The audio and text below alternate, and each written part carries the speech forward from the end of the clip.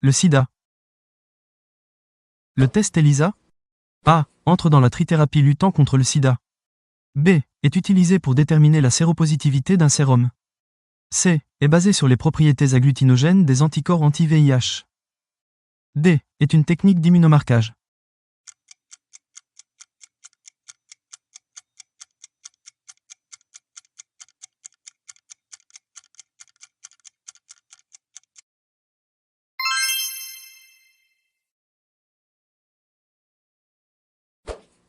Le virus du sida est A. Un rétrovirus car ARN. B. Un parasite des hématies. C. L'élément pathogène des maladies opportunistes. D. Un parasite des lymphocytes T4 et des macrophages.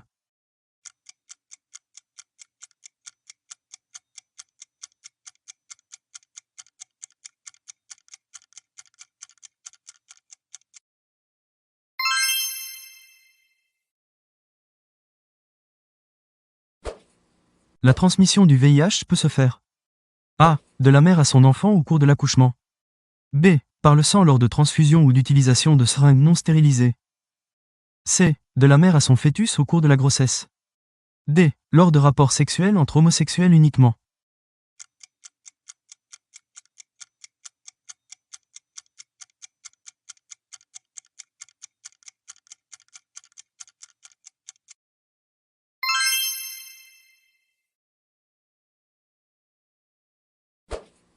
Le test ELISA.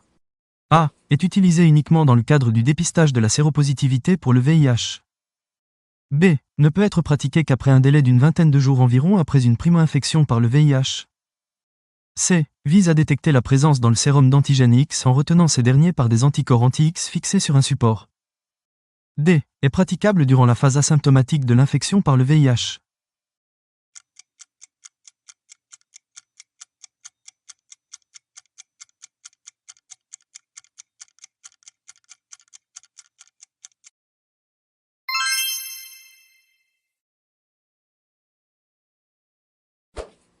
À propos de la phase asymptomatique de l'infection par le VIH.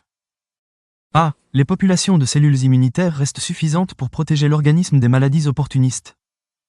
B. La charge virale reste stable. C. Le virus ne se multiplie plus et reste, caché, dans les LT4. D. Elle n'est pas contagieuse pour l'entourage du malade.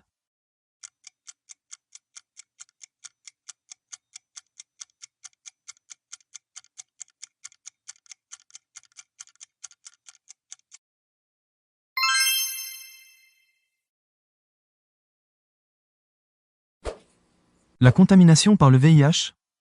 A. Est dite, silencieuse. B. Déclenche immédiatement une maladie aiguë.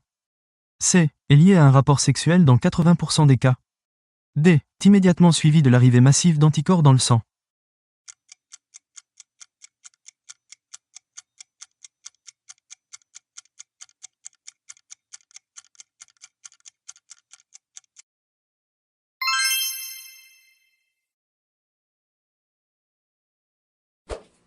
Le provirus.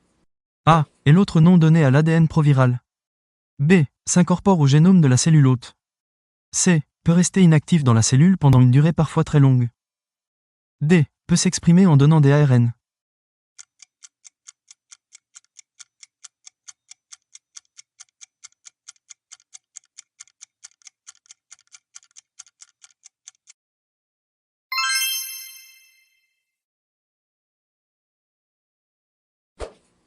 Le VIH peut pénétrer rapidement dans A. Les macrophages.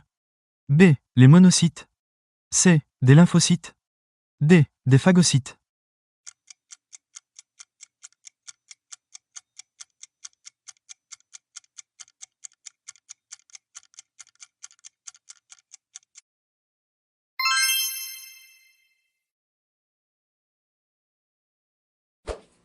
Le test Western blot.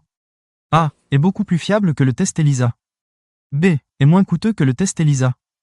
C. Est de mise en œuvre plus simple que le test ELISA.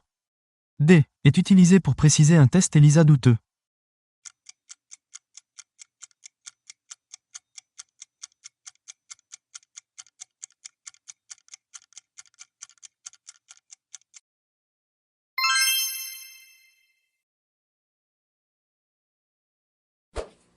La primo-infection. A. Peut provoquer un gonflement des ganglions lymphatiques. B. Peut provoquer une fièvre. C. Mène à une séroconversion. D. Est également appelée phase asymptomatique.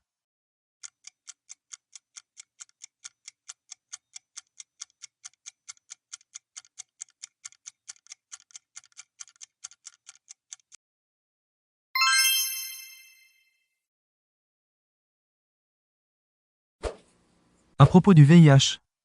A. Le VIH est un adénovirus.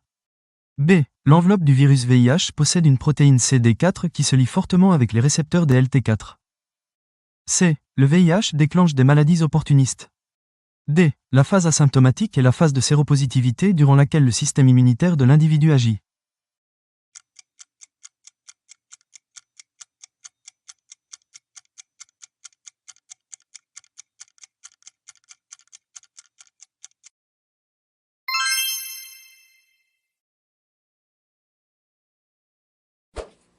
La charge virale.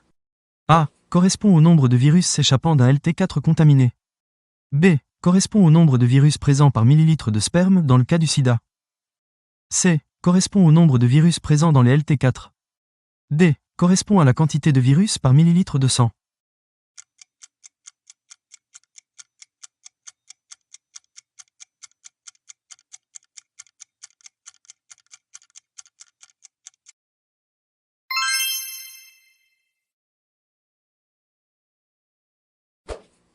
Un individu séropositif pour le virus du sida. A. Est appelé ainsi car on remarque l'absence d'anticorps dans son sérum sanguin du fait de son immunodéficience. B. Est immunodéficient par la destruction privilégiée des lymphocytes cytotoxiques seuls capables d'éliminer ces cellules infectées par le virus. C. Risque de présenter une réponse immunitaire amoindrie en raison de la diminution des phénomènes de communication cellulaire. D. Ne peut pas être séropositif pour un autre virus en même temps.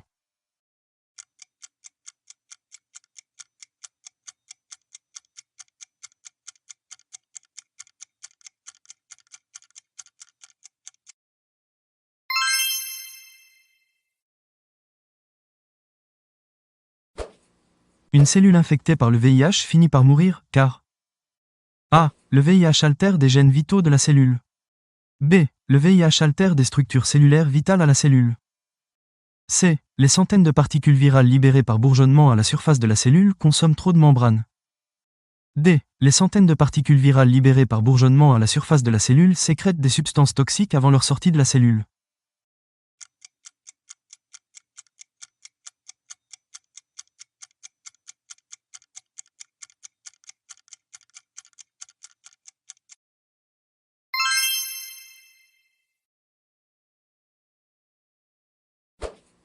Durant la phase asymptomatique. A. Aucune cellule immunitaire n'est détruite par le VIH. B. La prolifération des cellules immunitaires compense en partie leur destruction continuelle. C. Les défenses immunitaires sont sans effet sur la charge virale. D. Les défenses immunitaires sont incapables de reconnaître le VIH.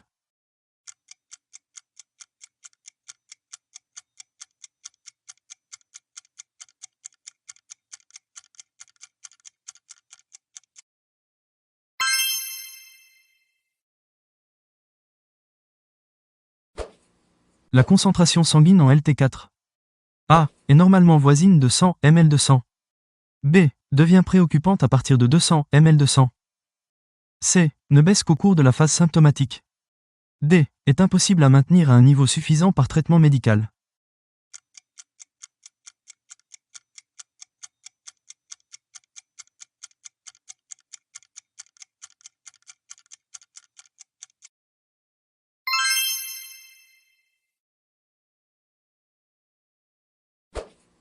Les éléments suivants ne font pas partie du VIH.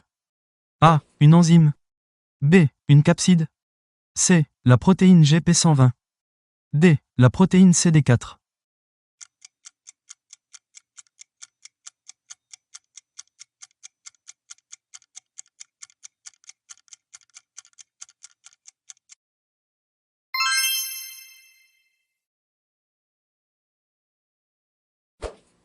Retrouvez le bon ordre des événements relatifs au cycle de réplication du VIH.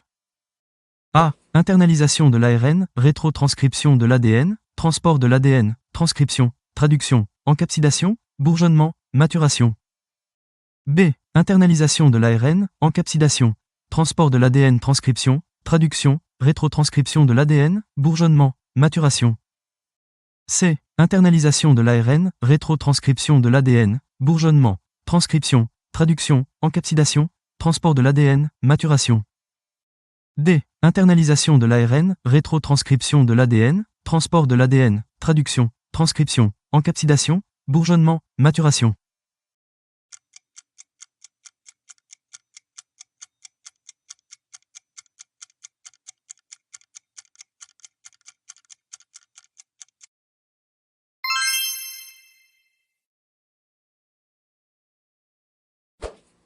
Les organes immunitaires suivants sont de véritables réservoirs à VIH. A. La rate. B. La moelle osseuse. C. Le thymus. D. Le foie.